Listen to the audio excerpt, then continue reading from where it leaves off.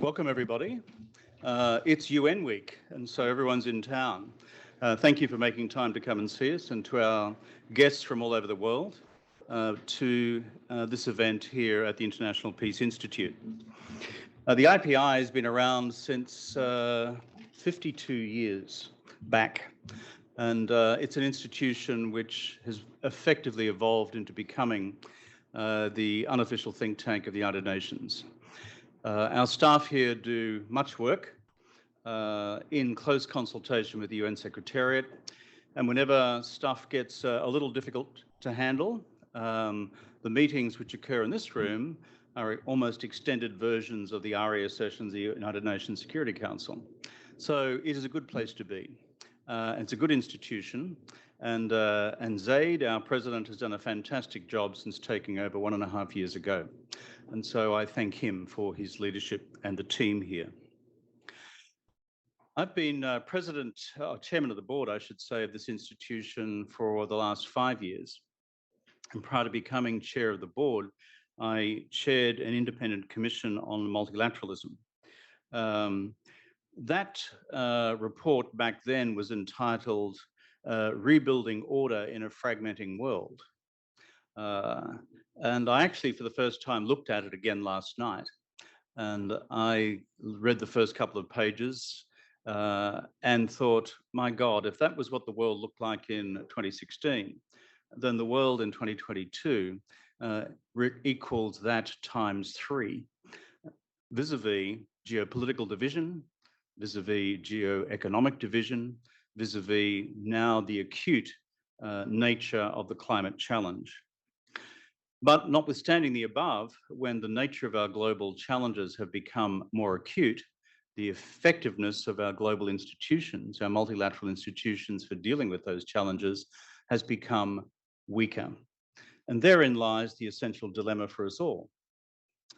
A greater and greater range of global divisions and challenges and some opportunities, but global institutions which are progressively disempowered from the task for which they were originally established.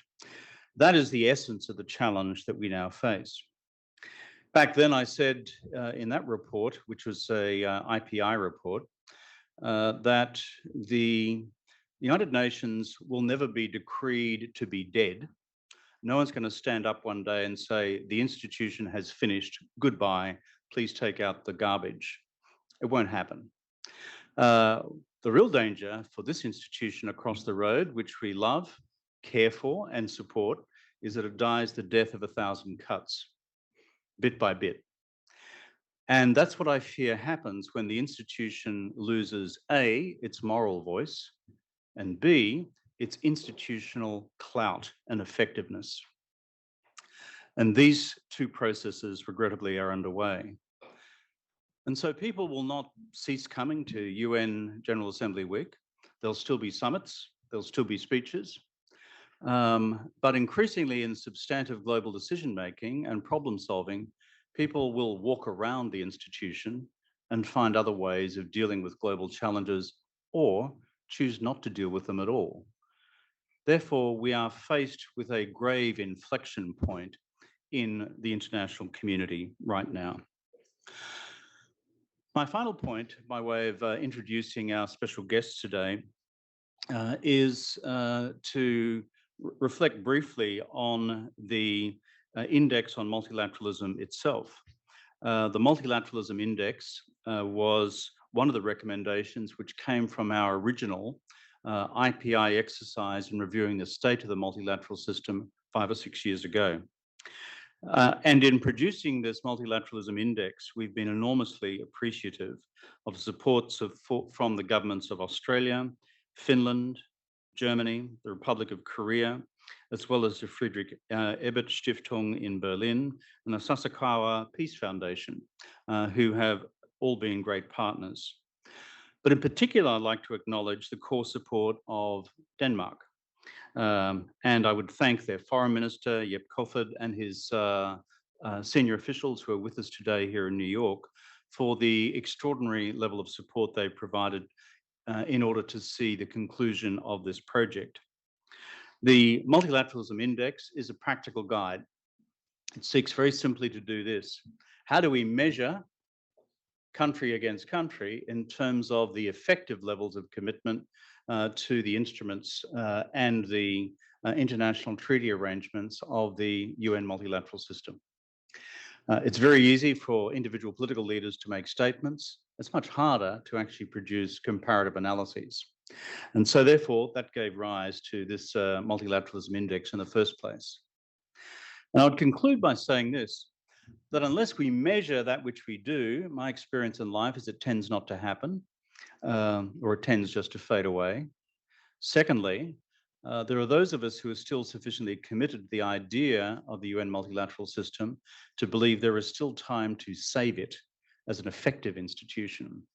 It does require, as I was saying to the Minister prior to coming into this meeting just now, coalitions of the policy willing across a number of states, a number of constructive powers in the world, not just in Europe, not just in Asia, also Latin America, also in Africa, also among the small island developing states, committed democracies who wish to ensure that the fabric of the UN multilateral system and all of its covenants, including the human rights covenants, become made fit for purpose for the geopolitical and geoeconomic and climate challenges of the 21st century. It never happens by magic, but if you get 4 or 5 states together who are serious, pull together their collective resources, and coalitions of the policy willing can make a fundamental difference to all. So it gives me great pleasure to introduce our guest of honour this morning, Jeppe Kofod, the Minister for Foreign Affairs of Denmark. Jeppe, you are a friend of the IPI, you're a friend of the multilateral system, and Denmark we see as a huge continued stalwart in the defence of the UN system. Please welcome the Foreign Minister of Denmark. Well, thank you so much, Kevin. What a great pleasure to be here, also physically. And thank you for the work that you're doing in IPI on so many avenues, also on this, really, from my heart. And also, I want just to say, it's good that we can meet again physically in this high-level week of United Nations General Assembly. And we need that. We have multiple crises. And after we also have experienced COVID and all of the restrictions, I think if we really want to move and support multilateralism, then we need to meet and talk and see each other's eyes and deal with the crisis. Because we have crises on climate, we have crisis on food, energy, health, forced displacement, finance, biodiversity. In a way, we live in a global world with endless lists of crises that are facing us. And we all know this. I don't want to repeat it to you, but we also all feel it in our daily lives, regardless of where we live. You mentioned the climate crisis. Regardless of where we live, we feel the impact of the changing climate. All of these demand collective action. Yet multilateralism, the system that enables us to do something and do it together, is also in somewhat of a crisis. So the crisis of multilateralism has been a long time coming, and we are all, in a sense, to blame. Some of us because of benign neglect, maybe. Others due to willful disrespect for even the most, I would say, basic international norms and rules. The Multilateralism Index confirms, but also nuances. I want to emphasize the fact that the multilateral system is in a crisis based on a wide range of indicators and dimensions. But importantly, it also shows that the system is not broken. It's still working, both in the field and in headquarters. So the UN's convening power is unique and unmatched.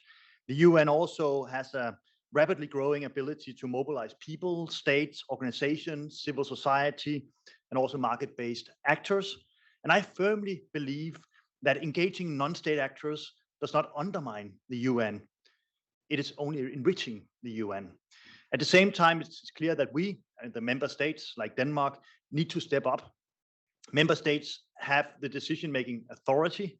The crisis of multilateralism and, by extension, the many crises for which we need multilateral solutions cannot be addressed without the political will of member states, us in the room. The Secretary General has provided us with a vision of a revitalized multilateral system, Denmark has been actively engaged to ensuring follow-up of the recommendation in our common agenda.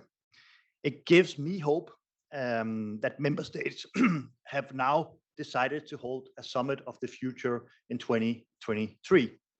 The summit is a unique opportunity to forge a network and inclusive multilateralism that is better able to ensure the well-being of future generations. And we will do from the Danish side our part, what we can do to ensure that the summit also delivers. But action cannot wait. We have to start now. And let me just finalize by saying that, you know, it is in a time of crisis when things become clear, what we should not take for granted. And I absolutely, what you said initially, Kevin, on the need for democratic, like-minded countries in all parts of the world to step up, both as an alliance to support multilateralism, but also because I believe, and maybe because I'm coming from Europe, when we ended the Cold War, we thought that we were in perpetual peace and expansion of democratic and liberal ideas. But what happened, for example, in Europe in 24th of February was a kind of stark reminder that we cannot take our values, our rules, and our ideas for granted. They are attacked, and also very fundamental values embedded in our UN multilateral cooperation. The UN Charter itself is so brutally attacked. And that happens around the world as well. So we need to stand up for our values. And I think the first thing to do that is to realize that we have challenge, then action will come. So I would like to end with a positive note. I think this index, a Multilateralism Index, is one of the tools we have to mobilize countries, societies in defending multilateralism. So with that, thank you so much. I look forward to be here. I want to commend IPI's work again.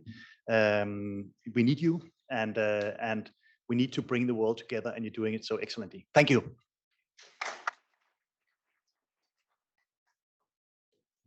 Thank you, Minister Kofoed, for those keen remarks or these keen observations, and thank you, Kevin, for the outstanding leadership you've shown in not just bringing us together as an organization, but the way in which you lead and the way you set the scene for today's discussion. I mean, it's hardly surprising you're twice Prime Minister of your own country, and we are very honored to have you as our President of the Board. We're fortunate enough to have two more speakers to set the scene, and it gives me great pleasure now to introduce someone who doesn't really need any introduction, His Excellency Mr. Kai Saan, who is Undersecretary of State of Finland. He's a veteran of the Finnish government, but most particularly to all the ambassadors who've served in New York, he was one of the most effective and one of the most popular permanent representatives when he was here in New York. So Kai, welcome back to New York. Welcome back to IPI. Please, sir.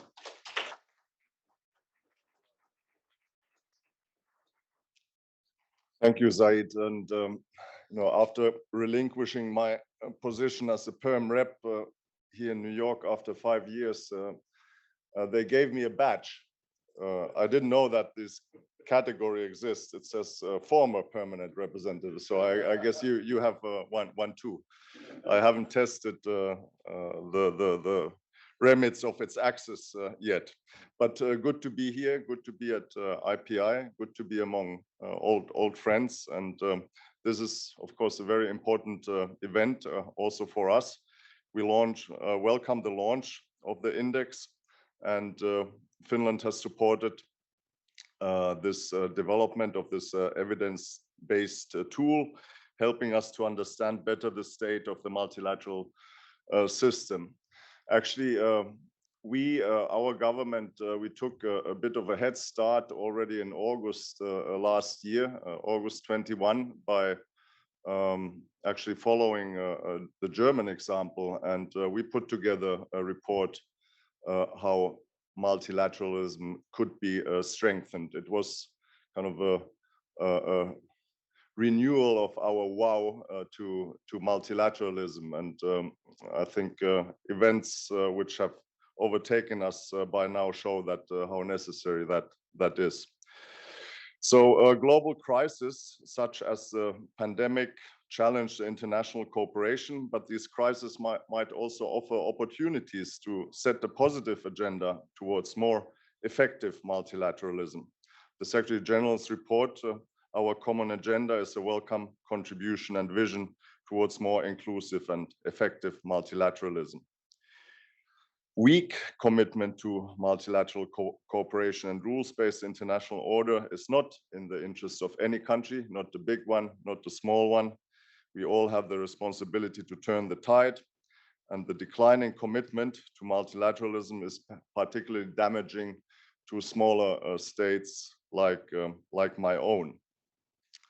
Ladies and gentlemen, I cannot omit the topic which we are confronting very strongly over the coming week. As we all know, the multilateral system has been challenged in recent years. One of the permanent members of the Security Council, the Russian Federation, has blatantly violated the principles and norms enshrined in the UN Charter. And this should be clearly condemned by all UN member states. The war in Ukraine has had devastating consequences for Ukraine and Ukrainians, but ripple effects of Russian invasion are global. Food and energy crisis, economic decline affect us all. And multilateral organizations such as the UN and its entire system has done its best to mitigate these effects of the food and energy crisis. And the UN has also had a key role in providing substantial humanitarian aid on the ground in Ukraine. We have to ensure that Russia's violations of international norms and principles and international order do not go unaddressed. We must strengthen our efforts to hold Russia accountable for its violations of international law, and we must also ensure that there's no impunity for atrocity crimes committed in Ukraine. My personal opinion is that the accountability theme will be the next a large one, which we are confronting. It will be reflected in many areas, human rights violations, and also a compensation for the material damage which has been created. So I want to thank IPI, all the colleagues who have been working on this index, and I'm looking forward to a good discussion. Thank you very much. Thank you. Thank you very much, Kai. And now it gives me great pleasure to introduce Dr. Atsushi Tsunami, who's the president of the Sasakawa Peace Foundation, as well as the president of the Ocean Policy Research Institute of the Sasakawa Peace Foundation. He's also director of the CIREX Center, executive advisor to the president at the National Graduate Institute for Policy Studies, and guest professor at the Research Organization for Nano and Life Innovation at Waseda University. It's a great honor to have you here. Please, Dr. Tsunami.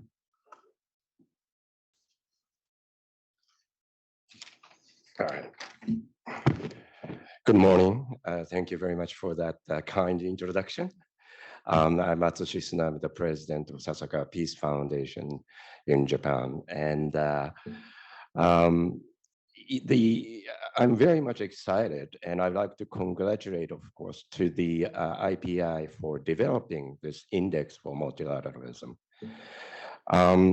You know, when I was coming out of this COVID, which kept us apart for last almost 3 years, I have been discussing with some of the scientists in Japan that are working on the development of vaccines. And what they have told me, including the one good friend of mine, Dr. Yamanaka, who's a Nobel laureate in medicine, told me that over the last 3 years, the scientists globally were collaborating, was working very hard together, even sharing data at the very early stage before they even thinking, writing the papers and so on and so forth. And I was wondering, wow, I mean, this is great. When we come out of the COVID, we have to face so many global challenges together. And the scientists across the world is already preparing to give us the answer for those challenges. And unfortunately, of course, when we start coming out of the COVID, then geopolitical challenges that are facing us are keeping us apart again. Scientists from Europe, Japan, no longer work with Russian scientists. We have the rise of China and hiding tension between the rivalry between China, United States, keep us apart in working together on some of the key technological advances. This is something that I was really expected. The COVID was supposed to give us a good reminder that we need to work together. So I'm very excited that IPI now working hard to keep us together in multilateralism. In Japan, of course, we sit in the front line of geopolitical challenges. On the north, we have Russia. East, we have China. In between, North Korea. And all this environment that we said needs to be answered. The challenges needs to be answered by the work of multilateralism, working together. And especially in the context of Asia, we work as a foundation very closely with ASEAN countries. ASEAN is a very stable compared to other multilateralism in the region, but faces a tremendous challenge, as you know. So we work on the issues of Myanmar, we work on the issues of South Thai, all these and with the ethnic minorities in the region. There are a lot of conflicts, a lot of challenges that keep ASEAN together. And this is very important that globally we recognize this function that ASEAN has that will need to be delivered effectively to solve the issues of, say, places like Myanmar or Rohingya, other minority conflicts in Asia. And Asia, of course, is a dynamic place to keep us going in the economic growth in the globally. And that we need to have a stability there in order to really come out from this effect of the COVID and the globally chases. And then Japan, of course, is a maritime nation. We are surrounded by the oceans. The issues of the challenges of the oceans are the multilateral challenges that needs to be worked together. I think I was on the panel online with Mr. Rudd from Australia talking about the importance of oceans, how Japan and Australia is connected by the oceans. But in between, we have a small island states, the Pacific. They are very important to be part of this whole challenge that we face. Today in this United Nations Week, there's so many our colleagues from the South Pacific Island states coming together to talk about address the importance of the climate crisis affecting their lives in the South Island, small island states. They are all important issues that need to be supported by multilateralism. So at the end, I'm very hopeful to IPI and your effort to keep us together and work us together on this important multilateralism context. So thank you very much.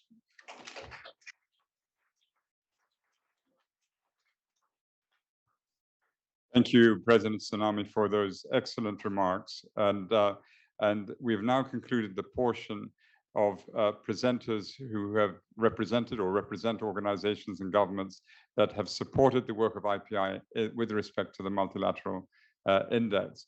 It's now time to have two presentations to actually explain what the index is and in a sort of more detail so that the discussants then could basically critique it, support it, and we'll have a discussion over that. So it gives me great pleasure to introduce my great friend and my colleague at IPI, Dr. Adam Lepel, who's Vice President and Chief Operating Officer. And Adam was also Director of Research and Publications for the Independent Commission on Multilateralism, which was a project of IPI that gave birth, as we heard from our chair of the board a few moments ago. And so he's perfectly placed to go into some of the detail. Adam, please.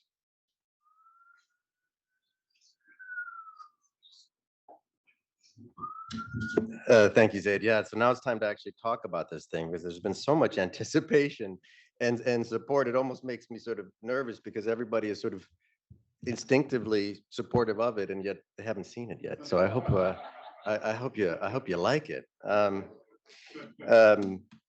So I should start by just thanking, reiterating Kevin's thanks to our donors and our supporters, and Friedrich-Ebert-Stiftung, who's here, and Sasakawa Peace Foundation, the foreign minister of Denmark, as well as Finland, who's always been a really, really strong supporter of IPI over many years. It's great to see Ambassador Sauer again.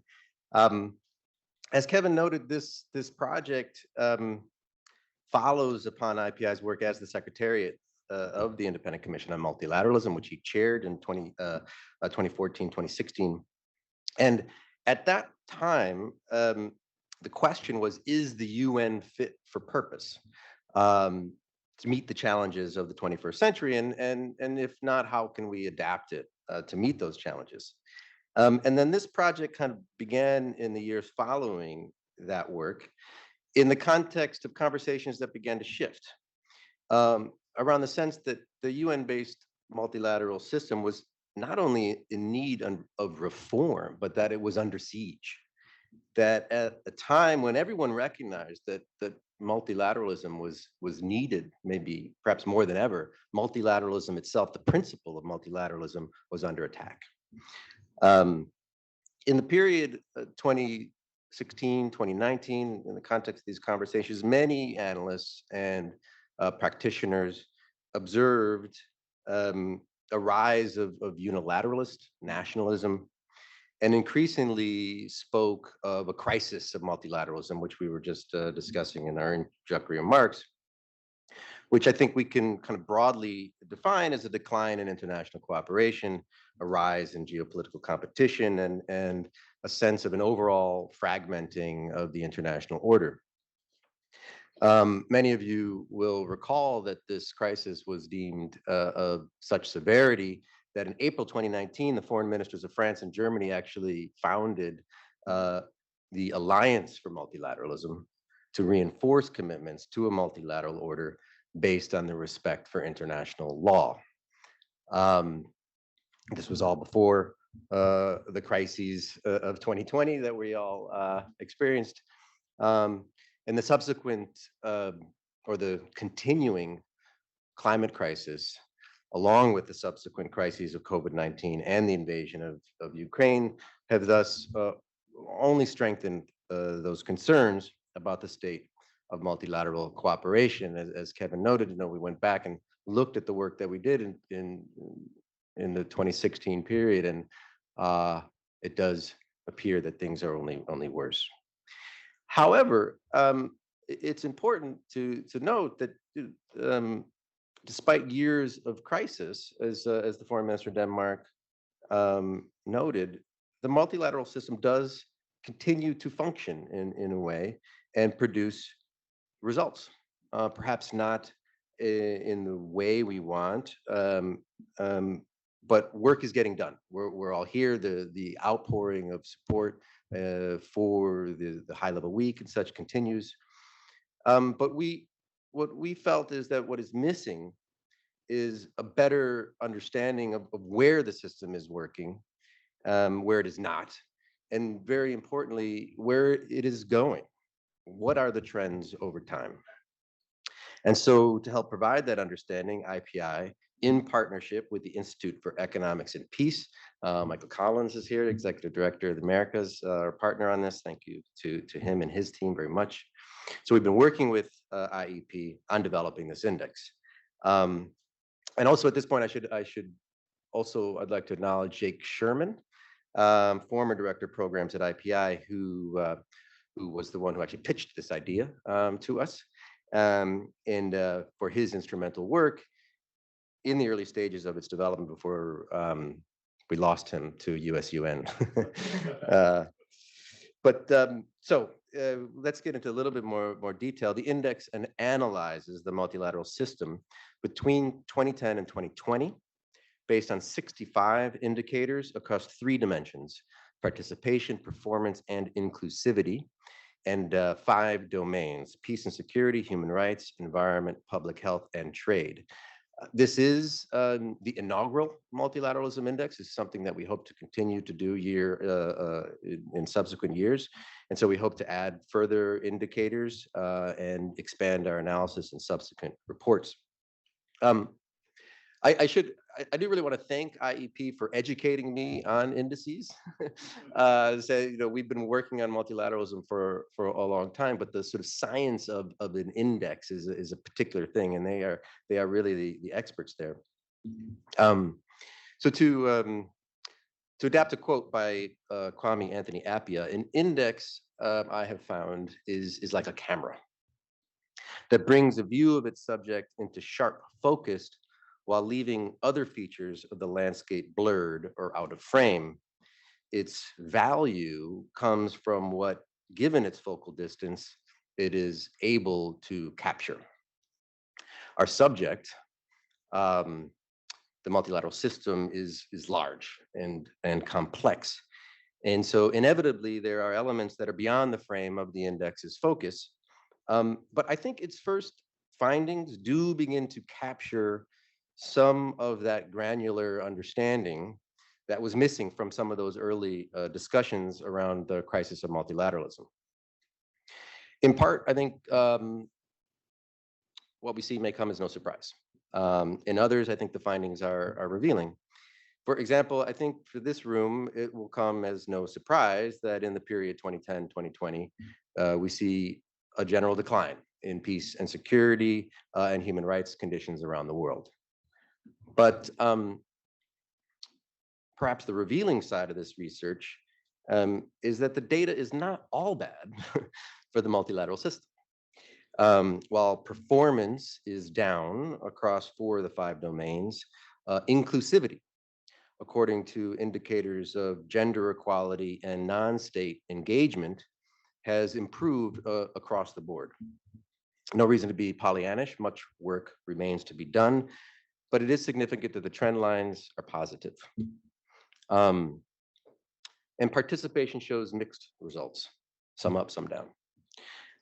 Alex, who's on the screen here, who is the principal author of the report and gives much of the credit, will go over the scores in more detail in a moment.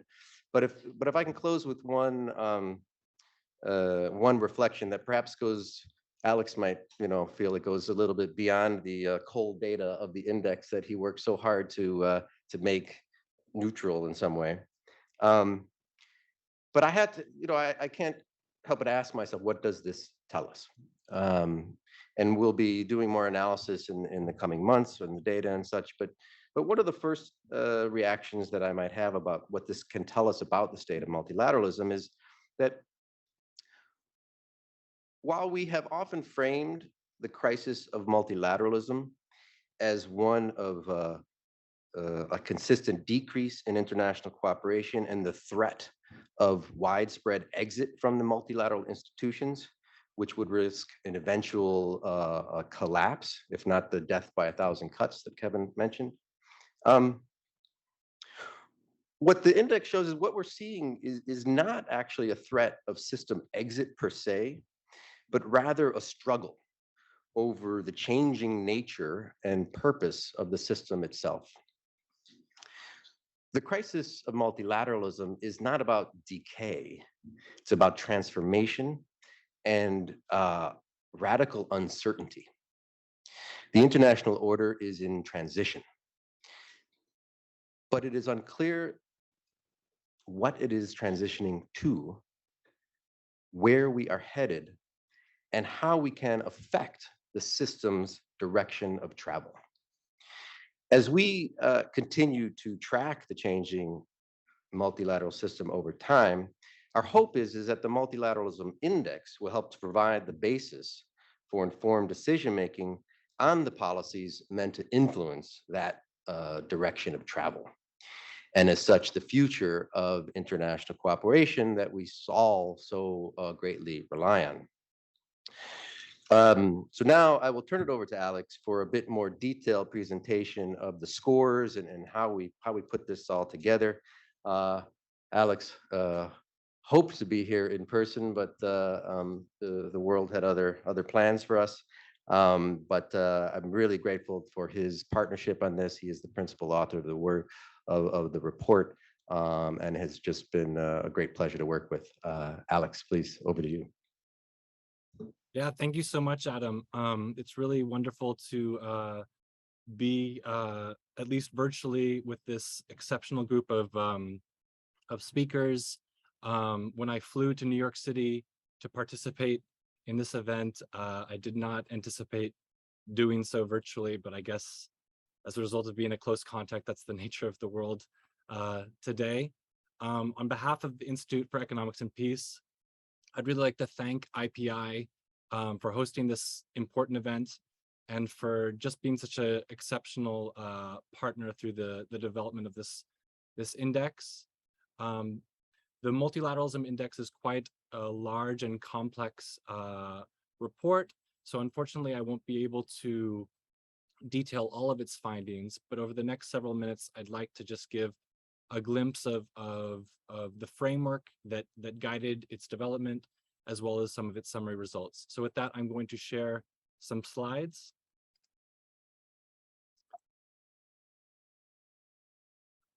So just to begin, the Institute for Economics and Peace is an independent, not-for-profit think tank dedicated to building a greater understanding of the key drivers of peace. We have our head offices in Sydney, Australia, as well as offices here in New York City, in Mexico, in Brussels, and in Zimbabwe.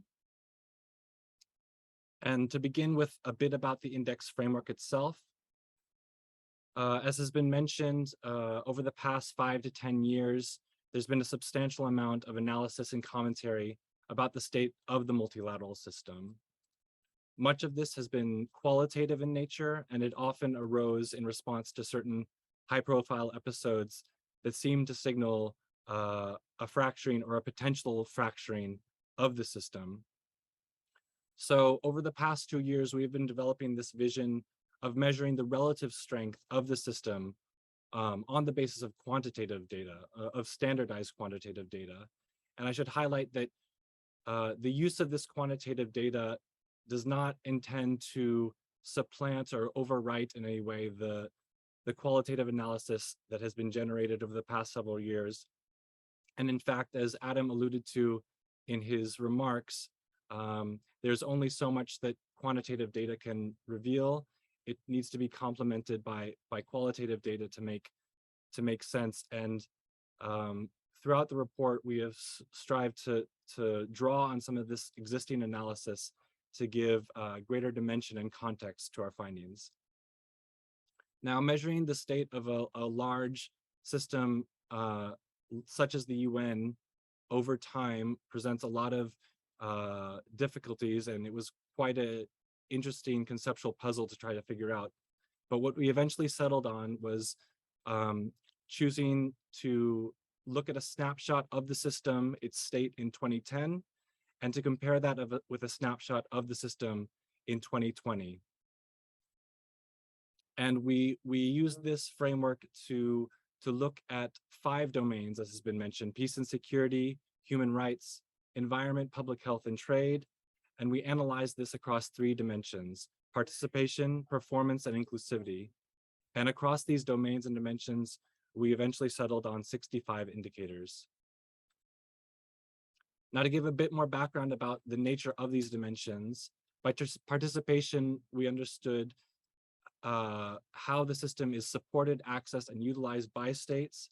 And this included 3 subdimensions, which were membership in bodies and treaties, state financial contributions to bodies, as well as staff sizes across bodies. By performance, we meant how well the system addresses key focus areas, and this we measured by its activities in pursuit of stated goals, as well as its outcomes in specific areas of social concern. And lastly, in the area of inclusivity, we meant 2 things. 1, the engagement and involvement of non-state actors in the multilateral system, and then the degree to which women are represented in multilateral institutions. And the subdimensions for this dimension were non-state engagement, non-state financial contributions to the system, and gender parity in staffing. Now onto the index results.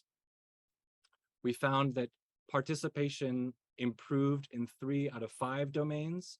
As you can see, in the domain of environment, as well as peace and security, there were overall deteriorations, but in the other 3, there were improvements.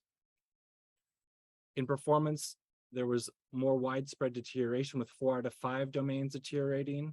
The lone exception of improvement was in the public health domain, which registered a significant increase. And lastly, inclusivity improved, as Adam alluded to, across the board. All 5 domains registered improvements. And just to look at some of the drivers of system-wide improvement, specifically in the area of participation.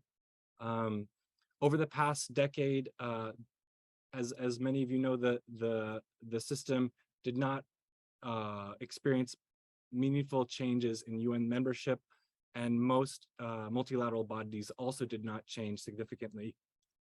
However, we did find more dynamism in the area of funding.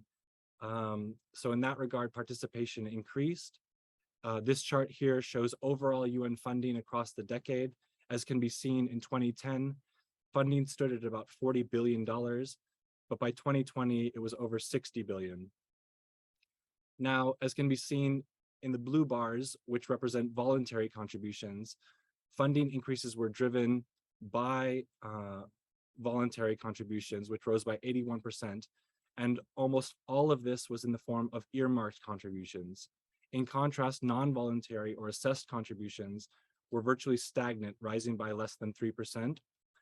And as many of you are probably well aware, assessed and non-earmarked contributions have certain benefits to multilateral institutions in that they allow them to exercise more discretion in how monies are spent in comparison to earmarked contributions.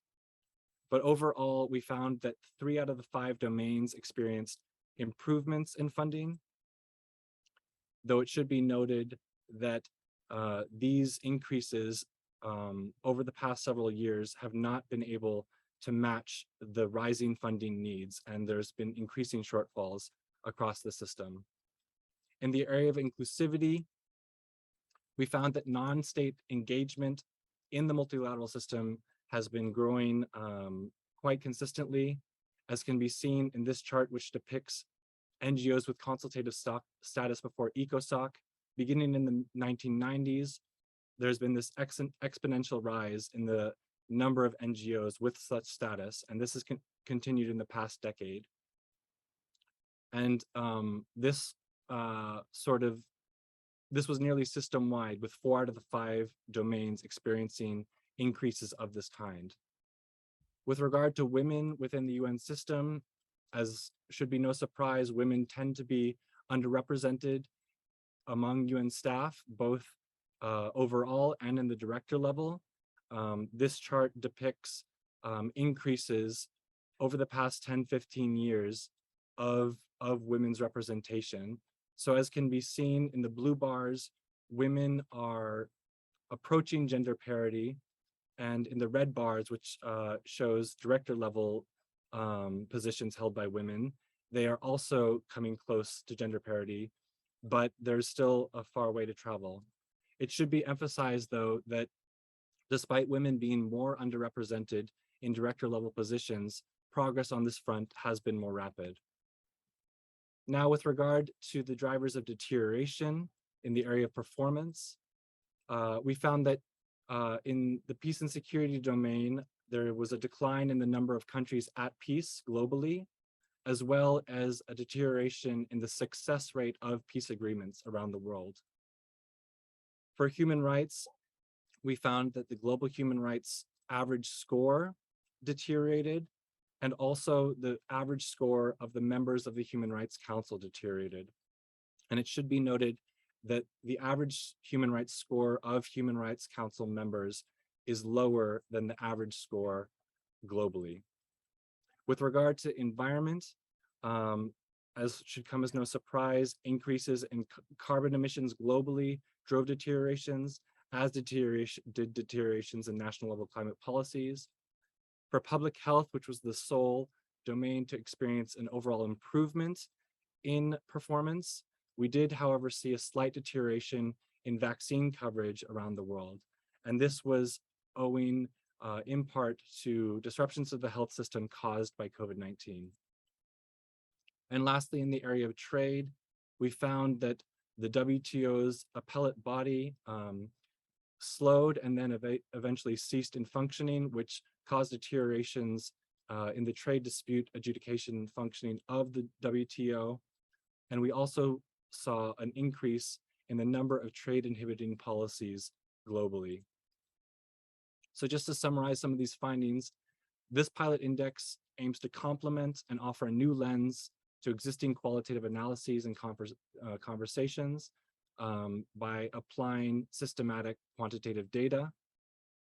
It presents a mixed picture with some components improving, some continuing on as normal, and others experiencing disruptions. But overall, levels of inclusivity were found to improve, changes in the level of participation were mixed, and performance as measured by activity and outcomes largely deteriorated. So that just offers a very brief glimpse of the findings of the Multilateralism Index.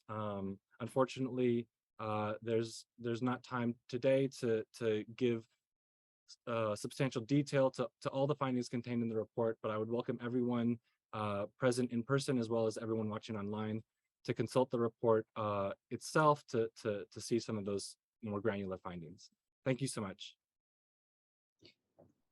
So having heard the two presentations about what the index is in detail, we are hugely privileged to have as discussants two personalities, leaders who also do not need any introduction in the UN context.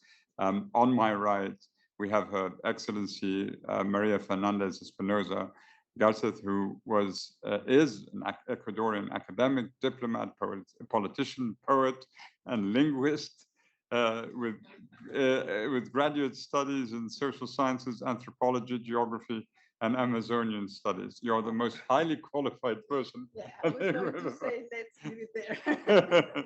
We're delighted. And more particularly, she served as president of the General Assembly for the 73rd session and was highly regarded and also very popular. On my left, we have Dr. Comfort Echo, who is the president and CEO of the International Crisis Group. Prior to this, she spent her entire career working in or on conflict-affected countries. And between her two tenures at Crisis Group, she also served as Deputy Africa Program Director at the International Center for Transitional Justice. We're delighted to have both of you here. And perhaps if I could begin with Comfort, if you could give us your reactions to what it is you've heard, and we would dearly love to hear it, please. Thank you Thank you very much, and thank you for inviting me to join the panel, and also to be at the first launch of a multilateral index and inspecting the UN, essentially, which is what we're doing. But also, I think, inspecting ourselves as well, because Adam, when you say that the three reasons why you wanted the index is like where it is looking, where it is not, and where it is going, I think we are also constituent elements in asking ourselves how we are contributing to the effectiveness of the UN. And I want to underline that because I want to believe that we ought to be able to begin to shape and influence the kind of multilateralism that we want to see as actors that have always championed, but also have sort of been students and recipients and beneficiaries of multilateralism. I speak as a Nigerian, an African, but also a Brit as well. And I come from a continent that has benefited tremendously from multilateralism, because the birthplace of the United Nations accompanied decolonization, but it also accompanied three important principles that the Kenyan permanent representative to the UN mission reminded us all about on the eve of Russia's invasion. I mean, he was the one person who spoke in defense of multilateralism, and I think we should bear that in mind. He spoke in defense of three important principles: territorial integrity, political independence, and sovereignty. And I think we should remember that in terms of the kind of multilateralism that we want to see going forward. Those for me are the bedrocks. Everything else flows for those three basic principles as well. And I just really want to emphasize that as well. Yes, the system is in crisis. Yes, the principles that underpin the system appear inadequate to deal with the tremendous crises that we are facing, and the multilateral index points to those strains that are undermining the very essence of multilateralism. And yes, the index puts a spotlight on three important things: inclusiveness. It's very encouraging to note what you say about inclusiveness, because from the outside looking in, there's a sense in which the multilateralism is often not inclusive, that you're always knocking at the door of multilateralism to get entrance into it. So it's very inspiring.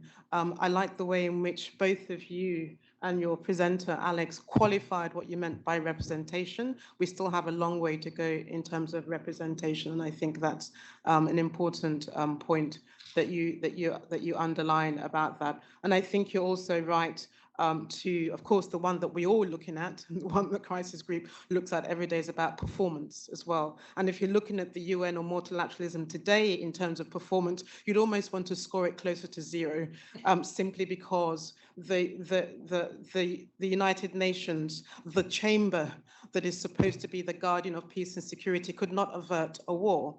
But if you're going to judge the UN by the fact that it failed to avert the war, then you've done it a great disservice, because that means you haven't looked at the entirety of the system to see the other things that it has managed to prevent, avert, or try to sort of keep in check as well. So I think I want to say that in defense of the index, it's good to measure it, but it's also good to do it in a very rigorous and disciplined way, so that we can all understand where the gaps are, where the shortfalls are, where it is going, where it needs to improve, and where it's doing well. So I commend IPI, and it's very useful for me also to judge our work by an index that is really data rich as well. The other thing I want to say is that while we bemoan that multilateralism is being usurped, and while we talk about, some people talk about revisionist states trying to revise the system, or some people talk about the fact that we're in between orders and that autocrats themselves are seeking to undermine it. Those autocrats want to work in the system. It's worth noting that as well, that these very autocrats the people that we label as sort of the bad guys, the autocrats, the ones that don't believe in democracy, actually believe in the system. Because if they didn't believe in the system, they wouldn't insist on airing their voice, airing their grievances, and seeking the chamber of the United Nations, the Security Council, in this form. They wouldn't insist on using that chamber to articulate their views as well. And the fact that the same people that we label autocrats want to work within the chamber means that it's not all lost, and that there are still opportunities to continue to work and ensure that the system works effectively.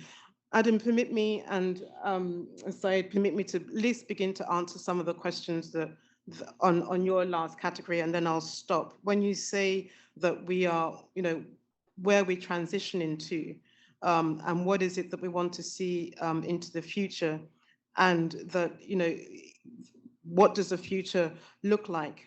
I think if you want to guarantee the future of multilateralism, then we've got to make sure that we are systematically addressing the global effects of something as significant as the Ukraine invasion. I think a number of leaders did not anticipate or did not appreciate the unintended consequences of the fallout from the Ukraine crisis. It is a tragedy that not all the countries across the world have bought into the narrative as to the fact that this is an invasion by Russia, and have not wanted to get caught up in the geopolitics of that. And I think that's a tragedy for Ukraine. And I think the burden is not on those countries that are not carrying the same narrative to self-correct. The burden is on the institution to make sure that it addresses those risks and those fallout. And you shouldn't be questioning whether they agree or not agree with the invasion. These countries are believers in the principles and the Charter of the United Nations. They're not working outside the system, they're working within it. And I think the burden is on this House to make sure that we address the effects of that. And I think the last thing I will say, Zeid, is that one of the lessons from COVID was actually the double standards and the inequality was further exposed, and you said it yourself. One part of the House cooperated, but not everybody cooperated, and not everybody cooperated in an equitable way to make sure that the rest of the world was a beneficiary of that cooperation. And I think that is what irked a number of people in relation to Ukraine, that you're asking us to back what happened. You're asking us to back your narrative on Ukraine, but yet when we needed your help, you weren't there, and you weren't there in a very even manner. And I think that's when people call into the question the hypocrisy and the double standard of the United Nations, in particular the Security Council, not the entire system, but specifically the Security Council. Zeid, I'll stop there because I think I've used up to my 7 minutes. Thank you. No, thank you, Comfort, for your thoughtfulness and your insights. And I'm delighted to hand over the floor now to Maria for her intervention. Thank you very much, Zeid. And I have to say thank you, but not only for inviting me, but for what you have produced. I am a UN nerd, and for me, this was like a treat, I have to say. And kudos to IPI, to the Institute for Economics and Peace, to the supporting organizations, because I think this was something that we needed, very much so. We have seen a myriad of analyses about the state of multilateralism, including the excellent IPI report in 2016. And most of the analyses that we read and we hear about are really not very encouraging. And, we always, this phrase, multilateralism is in crisis, has become a mantra, and the UN is not delivering as it should, that the rules-based international order is on the brink of a breakdown, and that was, of course, boosted by the war in Ukraine. I have myself written several articles about the profound implementation, inclusiveness, and accountability deficit of the UN system, and I see the index categories very much matching that. The participation, inclusivity, and performance trio, I think, is extremely useful. And I think that of what I know, the index is the first comprehensive, thorough exercise for addressing these critical issues. Extremely useful for the times that we are living now and today. The implementation of the Our Common Agenda, which is the reform agenda of the UN. It's going to be extremely useful for coalitions. The one I serve, I'm the co-chair of the Coalition for the UN We Need, and a coalition of more than 400 organizations contributing and having a voice to improve how the system performs.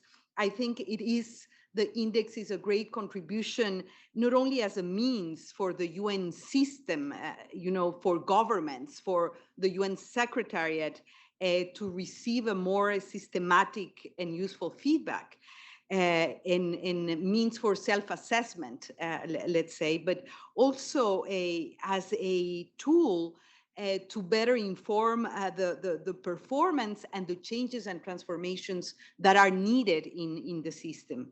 I see it also as a pretext, as a platform for dialogue and interaction among all actors, not only among member states, but the UN programs and agencies, civil society, academia, the private sector, to bring them together so we can have a common narrative informed by data and by a thorough analysis. So I think that I have always, when I was the president of the UN General Assembly, I had a motto: making the UN relevant and bringing people closer to the organization, and the organization closer to the people that we serve.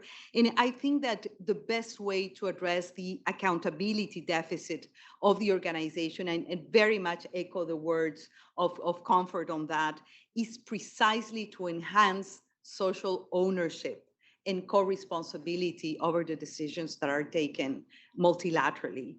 And the other issue that I have learned, especially serving the Lancet Commission on COVID-19, is the issue of thinking about multilateralism as a multi-level, multi-scale process, and where the role of local governments, for example, and the role of organized civil society as service providers, for example, as implementers and localizers of the decisions that are taken multilaterally, are so important. During COVID, we witnessed this self-interest and nationalism and all of that, but we also witnessed profuse innovation in the governance architecture, cooperation supranationally among networks of mayors. For example, this is also called, multilateralism 2.0 in a way. The power of regional integration is another level of multilateralism that is critical to what is going to happen in the future. You mentioned ASEAN. The African Union was exemplary in responding to the COVID-19 pandemic. My region, unfortunately, we came very late, but at the end of the day, we agree on something a year and a half after the crisis, with a self-health reliance program. A little late, but we came. And again, in terms of accountability, we have missed almost every target that we have committed to, the 1.5. We have missed targets on the SDGs, the entire development agenda. And I think this sounding the alarm is so needed. And this index can do that in a way. The index can play a critical role. I see it as a sort of multilateralism scorecard to boost performance, but also to improve reporting in the existing mechanisms that we already have. And I see the development pillar here as critical. And basically, looking at the future, I really hope that the support continues for this excellent work. I really hope that we will have consistently yearly upgrades of the index, looking also at the development performance, looking at VNRs, the voluntary national reviews, looking at UPRs, the universal periodic reviews of the human rights architecture, looking at NDCs, the nationally determined contributions on climate and how countries are performing, looking at the universal health coverage dashboard, for example, and the reporting mechanisms of the 9 human rights treaty bodies, and Zeid is an expert, of course, on that. So how they are prepared, how is the national follow-up mechanisms? Because at the end of the day, I think multilateralism is worth if it changes and transforms the lives of people on the ground, if it addresses the main shortages, the main needs. That's what the UN, should do. It is not about a self-feeding cycle. It's about taking responsible decisions to improve the lives of people on the ground. And when we hear Comfort talk about, the explosion of violence and conflict, we see that something that we're doing is not right. So again, congratulations. Thank you for this. And I really hope that we will have much more versions of the index, upgraded versions, thematic versions. The academic in me, I already have a lot of plans of what I would like to see and how I would like to use that. So kudos again to IPI and thank you. Thank you, Maria. What an exuberant sort of support that we're receiving from you and from Comfort. And thank you for being with us today. You know, listening to both of you, and Comfort mentioned the UN, and both of you mentioning the UN, and it always struck me as being rather strange that we never used notations for the UN. We never differentiated between the member states and the Secretariat. And it always should have been a UN with a small s for Secretariat when you talk about performance, and a UN with an M for member states, so that the public understands exactly where the failure is taking place. The performance is required on both sides, and I have worked on both sides, many of us have, and we understand that both have to work well together. I have to say, I am very impressed the way the index has captured the human rights part, because quantitatively, if you just looked at the period we're looking at, one would expect on the basis of quantity that we have many more UPR recommendations accepted. We had 3 cycles of UPR, which is really quite amazing. We had more countries declare themselves, or let's say abolish the death penalty. We did have some go back on it, but I think the overall number went up. We see progress on gender rights by and large across the globe, progress on LGBTI. But what the index has done as well is capture the fact that as you see this progress, as Adam has pointed out, the general sense is that we are on the cusp of feeling regression, and we're feeling pushback as well. And I remember visiting one country that had just declared lawful same-sex marriages, but the attacks on the LGBT community just skyrocketed. I mean, just went completely through the roof, and suicide among adolescents had gone up as well in that community. So you realize the struggle that I think Adam was speaking of earlier. I do have a question, though, to Adam, and Alex says, I'm not sure he's still with us. On peace and security, and Comfort spoke with great passion about this, and also Maria as well. What indicators would we need to see a change which would sort of signal that it's a sort of a U-shaped as opposed to a V-shaped recovery, if there is to be a recovery? So in those indicators on peace and security, Adam, what should we be looking at in particular that would begin to make us think maybe on the peace and security dimension there's hope for us, that there are initial signals that things are changing? Over to you. Well, if you're asking for future iterations of the index, I mean,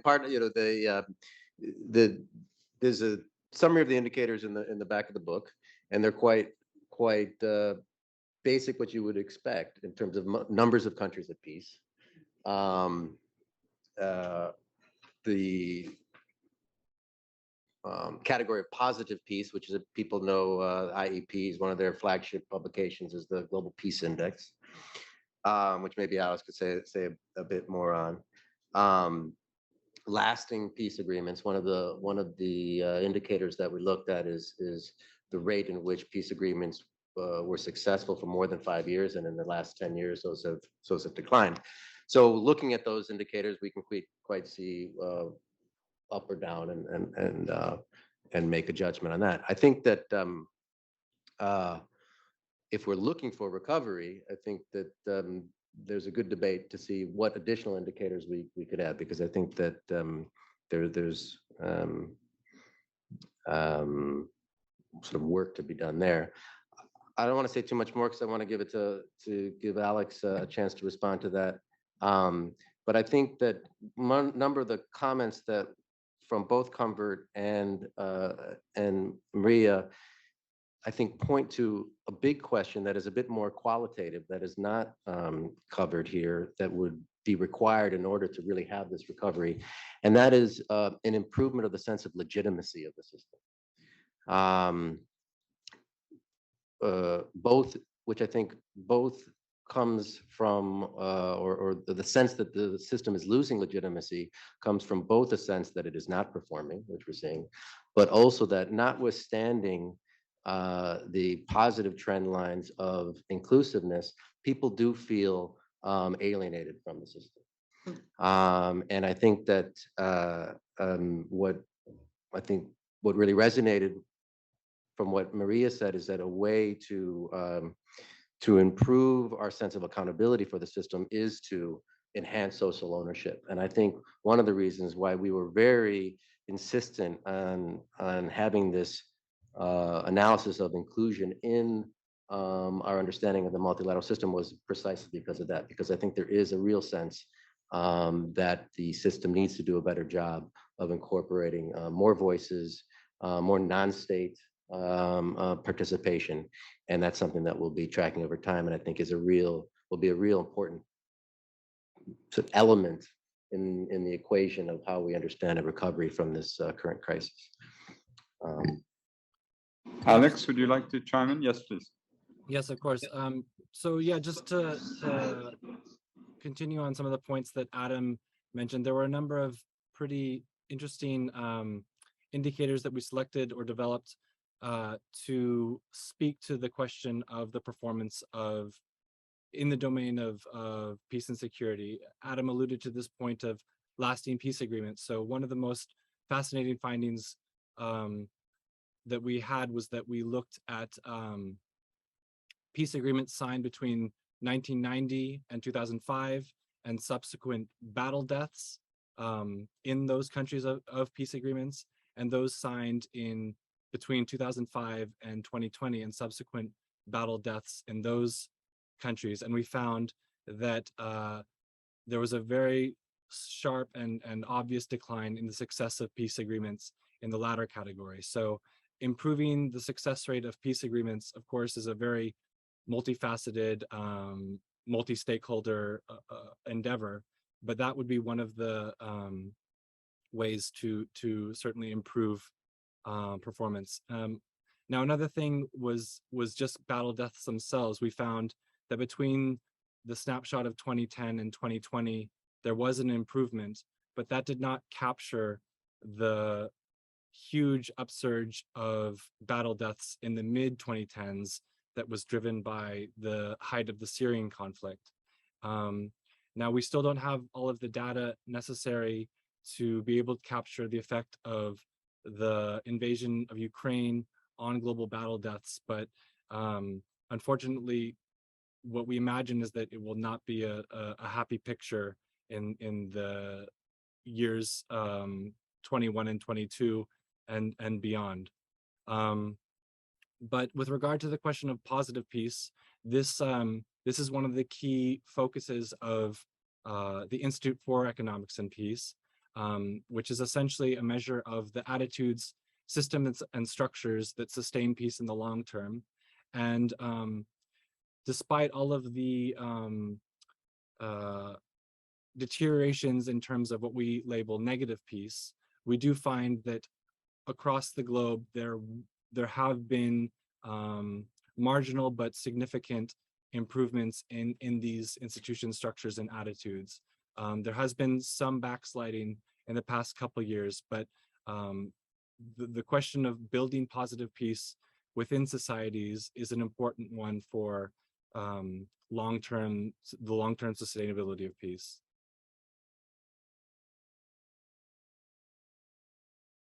So much, Alex. Maria or Comfort, would you like to also respond? Comfort, and then I'll. Yeah. I mean, Alex, we can already answer that grim picture for you about the figures for 2021, 2022, and it sadly won't just be Ukraine, although it's, we have industrial scale warfare here, but I would add Ethiopia and Yemen and Afghanistan to the statistics that will lead to further deterioration. I'm just curious though, when you did your assessment, did you break it down by geographies to see where the peace agreements weren't holding? I mean, I have my own guess, but I don't want to preempt your answer in terms of the areas, the countries or the continents where peace agreements themselves weren't holding. The other thing that I would say, I mean, it goes back to what you were saying, Maria, about multilateralism. We tend to start with the UN and look at multilateralism within the UN, and then we also, as you were rightly pointing out, don't break it down between. I think one of the positive things that has happened, and it started under Kofi Annan, and it carried on when Gehenno became head of peacekeeping, and I think Guterres has emphasized that. Certainly with the recognizing very early on politically that for the UN to be effective, it needed to partner with certain regions, or it needed to partner with regions, and the region that it has partnered with, and we can question the effectiveness of that partnership, has obviously been the African continent as well.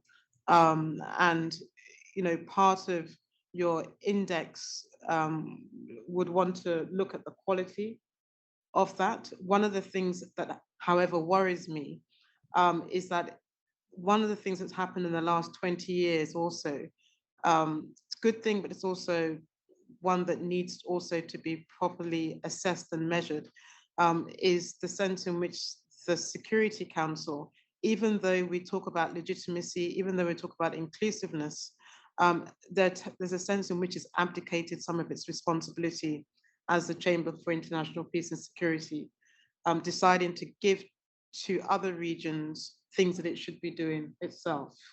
And while we say this is about partnership, sometimes I think it's the Security Council is abdicating from its own responsibility, and that itself speaks to why some of these peace agreements have not held, because the UN Security Council is not playing its political role, and therefore puts the Secretariat, your small s, in a difficult bind, because it's not owning the very resolution that led to that peace agreement as well. Yeah, this is a difficult one, Comfort. When I was serving in the Security Council, we had a briefing by a very distinguished member of the Secretariat, and we asked or a number of us ambassadors asked the briefer in informal consultations what we should do, and this is with respect to Syria. And the briefer said, "You are the Security Council. I put the facts before you. You do your job and decide what you have to do. Don't give us the responsibility. It's your job." So this was the point. On the other hand, the thought did strike us that if we were stuck and it was so polarized, it was a perfect opportunity for the briefer to say, "I'm going to go and report to the Secretary General. We're going to submit an ideas paper to all you 15 individually, and we're going to sort of inject some momentum into it." In other words, I revealed that it was by gender, it was a he. He was both right and he was wrong. He was right, it was the Security Council, but he was wrong because there's but I think if we can over time refine the index to incorporate performance of senior members of the Secretariat, of the Secretary General, maybe himself or herself, so you have a whole of system measurement of performance. This could be something really quite exciting. Wow. And we could have an index of performance by the IPI president. That was a bold idea, I would say. Maria. Well, I have a few reactions. Number one, I think that sometimes we tend to think that it's legitimacy versus effectiveness, and either you speed up and you do, or you find the legitimacy. And more, I believe that the best way to ensure effectiveness is through building legitimacy. And that has a strong meaning, for how the multilateral system works. And my second reaction is on the peace and security agenda of the UN in general. And more, we see that the General Assembly has an extremely important role to play in the peace and security agenda. We have witnessed that during the Ukraine war, how important the General Assembly ended up being the voice of the UN regarding the invasion of Ukraine, because the Security Council couldn't, for obvious reasons, take a decision. I think that one of the most revolutionary resolutions was the resolution on the veto power. And because automatically it makes universal the resolution on uniting for peace. This is very much kind of, the UN jargon, but what I mean is that the General Assembly is the policy and norm setting parliament of the world. And I think that one of the responsibilities is to give more power to the General Assembly. Of course, it's me speaking, it can be, I'm not objective, I'm not impartial here, but I see that, for example, now we have homework to do, including drafting a new agenda for peace, which is, and I think this preventive approach, this sustaining peace approach, it's extremely important. And perhaps to mention a recent report, I had the privilege to serve in the advisory board, this new generation of human security report of UNDP. I think it does give a little bit of a direction, sense of direction on the sort of indicators that are not only how many peace agreements did we sign, but to look at conflict and peace from a more holistic kind of lens. If we do that, I think, yet again, it's not the 15 members of the Security Council, it's the G193 that we have. And I think that that's something perhaps that the next index perhaps should want to look at. And just when I think that during a tenure of a president, my own tenure, we passed 374 resolutions of the General Assembly, including the Compact on Migration, the Compact on Refugees. Well, you were there, but who is looking at these resolutions? 370 every year, and there is no tracking, there is no accountability, there is no, and it is the body that does, the policy guidance and the norms at the end of the day for the world. So that's just simply some thoughts and reactions. So thank you so much. We're approaching the end of our program. If there are any questions from the audience, then please. So Kai had his arm right up. So you're Kai, and then of course,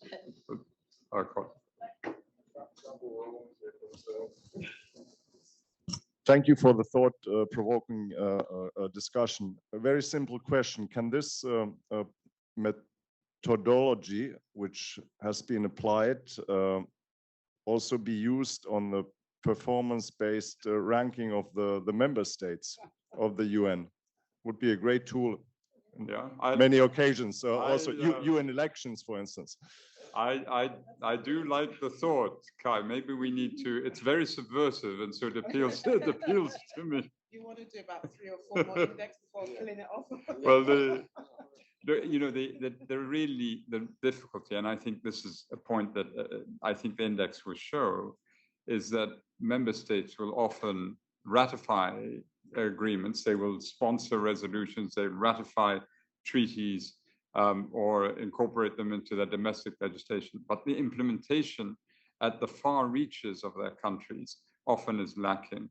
And to what extent can the UN go into that space between a government and its people and say, look, you're just not fulfilling your mandate? And the reaction is often ferocious. So the reaction, this is none of your business, stay out of it. But that's where the efficacy or effectiveness comes into play. And I think the critical thing, and you both spoke about this, the sort of legitimacy effectiveness, is that the sort of moral consistency of the UN has to be observed. You know, the moment it's fast and loose, then we're in huge trouble. Moral consistency, all member states treated in the same way, each member state has a right to vote. And beyond that, there are very, clear exceptions, Article 27.3, and exceptions within exceptions, Article 27.3 of the Charter. Exactly. Please, sir.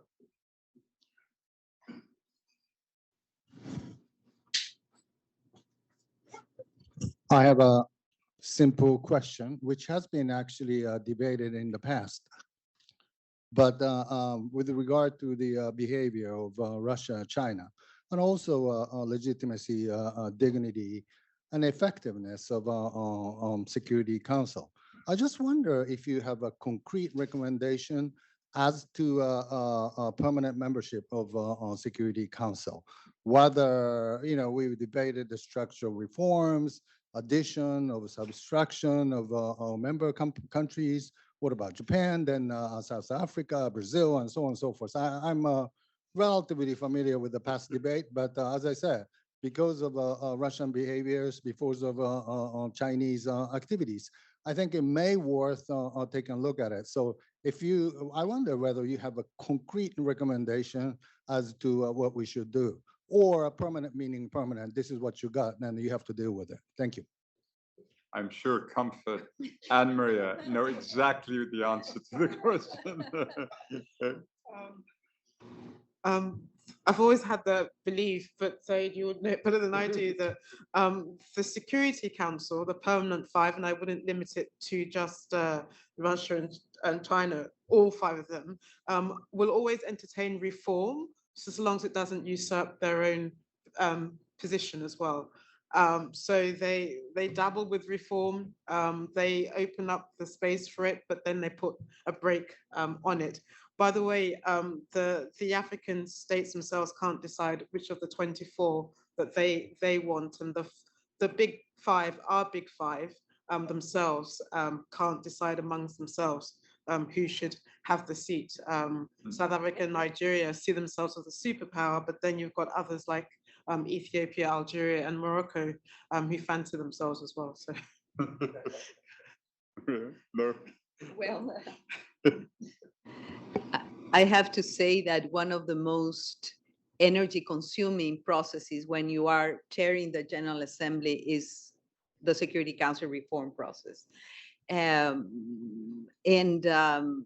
But what I see is that the need for a reform of the Security Council, now it's also installed in most of the P5 countries, I would say. The situation now, it's a little more tense and more volatile, but at some point we saw the majority of the P5 countries saying, yes, we need to improve the way we deliver, and as important as the number of permanent seats is the working methods of the Security Council. And this is an ongoing negotiation, it's there, the process continues, it's very much in the hands of member states and the political will of member states. And using your question, I want to add a phrase that is completely unrelated, so I apologize. But I think that the index, coming back to the value of the index, I think this is a very important tool when countries have to decide their budgets to support the UN. Being foreign minister twice in my country, when you have to negotiate with the Minister of Finance that they should fund the work that you do here in New York or Geneva or Vienna, they say, but what is the outcome exactly? What are the indicators? Why is it so important? We have to pay for school and hospitals and other things, especially in developing poor countries like my own, how to justify investment in the multilateral system. I think that the index can also be a tool to show you know, there is accountability, they are numbers, there is a performance that happens also with this investment. Yeah. Just that it's unrelated, but I thought it was important. The danger, however, is that it may give a license for those countries who are looking for an excuse to opt out from multilateralism. That's awesome. So I worry, and I won't mention the country, but my accent should give it away. You know, going to the point of UN reform, the country I used to represent was a member of the G4 15 years ago. But when I served in the council, it's probably inappropriate to discuss it now. I actually came to the conclusion, or the personal conclusion, that we should get rid of the elected member category, just keep it entirely to the P5. Because the impression, I think, from many ambassadors serving on the UN is, and at the time when the P5 were united on many things, was that you were just a passenger riding along and for 2 years and then you're off. And it's a giant theater, and then differences are marginal for the elected membership. That is changing. The elected membership is showing some real gumption, which is good. And I think this is outstanding. So this is a discussion in flux. And what we're hoping is that the index, as we continue to develop it with your support, will prompt us to ask questions and searching questions and have plenty of debates here. And I'm now delighted to introduce Dr. Michael Broning, who is the Executive Director of the Friedrich-Ebert-Stiftung in New York. And to say to you also, Michael, I should have said it right from the beginning, to acknowledge the support and the financial support of your organization to the index. We're very grateful. So please, will you close out this discussion for us with some observations? My pleasure. Thank you, Zeid. And I feel very fortunate that I could listen in on the provocative, thought-provoking remarks. It was my pleasure, and of course, thank you to IPI and to all the partners who contributed to this. I mean, we are a small fish in a big pond, but it was our humble pleasure to contribute to this, because when we found out that this was in the making, obviously we jumped on it. Because as social democrats and representing a social democratic party foundation here at the UN in New York, multilateralism is in our DNA. So, you know, the notion to support this with our modest means wasn't far-fetched at all. And of course, it's been our pleasure to do so. Now, as the discussion today, I think, has shown, multilateralism obviously is in crisis. And what we see, and what I personally also feel, is an ever-growing gap between what is needed and what is actually happening, between rhetoric and between realpolitik. And that gap is ever widening. And actually preparing for my closing remarks, I was reminded of a poem by an Irish poet, and you might have heard of him, Mr. Yeats, who wrote a poem about how the center cannot hold in times of crises. And his poem says, "Things fall apart. The center cannot hold. The best lack all conviction, while the worst are full of passionate intensity. And what rough beast slouches towards Bethlehem to be born?" So apologies for being gloomy, but it's an often quoted poem. And I think that it rings so true these days, because we feel that everything that we hold dear, everything that we feel passionately about, is under threat. And I think the great virtue of this index is that we can scheme out the framework of this beast that is lurching towards us. We don't have to, leave it all to our imagination. We can actually take its measurements. We can see what is coming, and that's what I feel is what makes this index so helpful and wonderful. And of course, we take the measurements not only because we have an academic interest in these questions, but we need to do something about it, to quote Lenin. So, as we are speaking here, multilateralism is happening outside in real time, and I would suggest that we get up and do something about it. So thank you. It was my pleasure to be here and to support this endeavor. Thank you so much. Thank you. As we close this, I just want to say we're starting an Art for Peace project here at IPI. And we want to invite artists and poets. And so I'm going to invite you, Michael, to read some poetry for us and connect it to peace and security.